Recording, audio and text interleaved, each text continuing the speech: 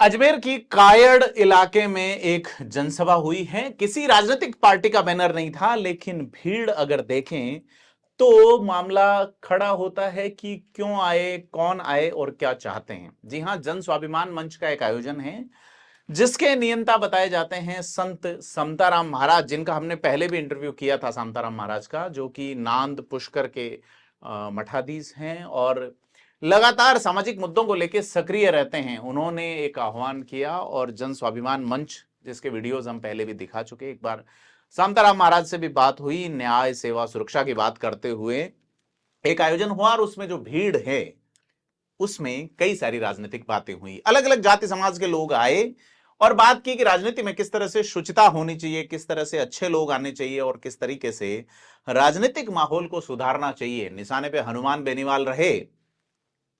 उनकी भाषा शैली और शब्द चयन को लेके आरोप मढ़े गए और यह कहा गया कि हनुमान बेनीवाल का नाम लिए बिना सीधे तौर पे वो निशाने पे रहे। दिव्या मदेरणा की भी जिक्र हुआ, ज्योति मिर्धा का भी जिक्र हुआ, अलग अलग कारणों से।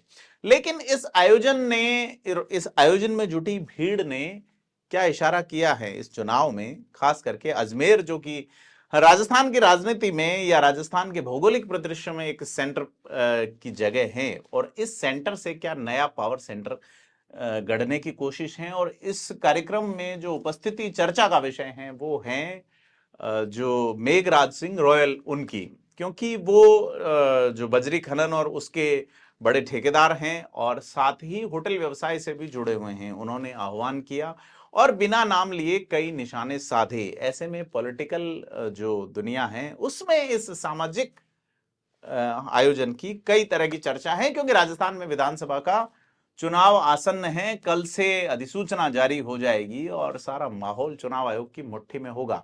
इससे एक दिन पहले यह इवेंट, क्योंकि जब गठन हुआ था इस मंच का, यह पहली प्रेस कॉन्फ्रेंस जब जयपुर के एक होटल में हुई थी, तब शांताराम महाराज ने कहा था 200 विधानसभा क्षेत्रों में जाएंगे, यात्राएं निकाली गई, लोगों को जागरूक किया गया।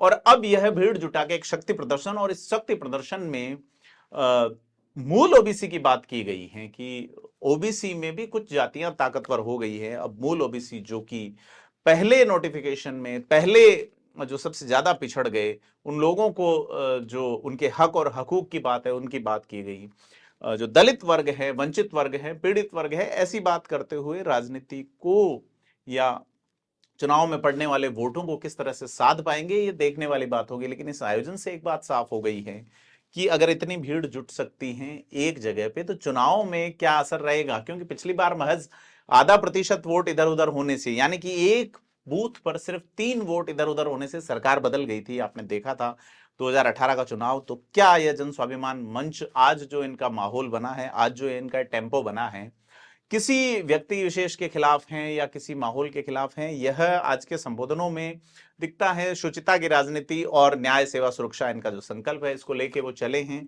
कितना आगे इसको लेके चल पाते हैं और राजनीतिक माहौल में कितना बदलाव ला पाते हैं, यह देखने वाली बात होगी। और आपसे अपील है कि आपने अभी तक अगर थिंक 360 को सब्सक्राइब नहीं किया तो सब्सक्राइब जरूर करें।